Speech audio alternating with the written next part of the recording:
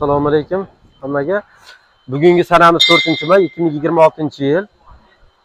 Xo'p, bizda mana shunaqangi xizmatlarimiz ham bor. Kimga beshalkani, shu aynan qozon qismlarini tayyorlab berish kerak bo'lsa ham, bemalol xizmatlarimizni taklif qilamiz, tayyorlab beraveramiz. Ukalarimiz ham Uchko'prikdan kelishibdi ekan. Shunaqangi qismini tayyorlab bering aka.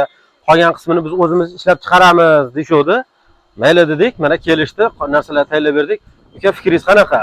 Fikrimiz yaxshi.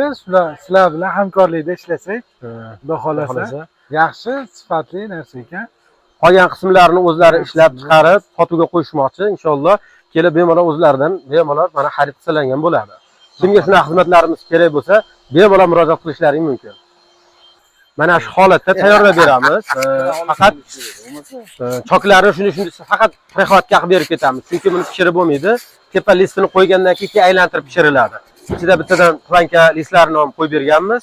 Mana shu holatda tayyorlab beramiz. Kimga shunaqa xizmatlar kerak bo'lsa, bemalol murojaat qilaverasizlar.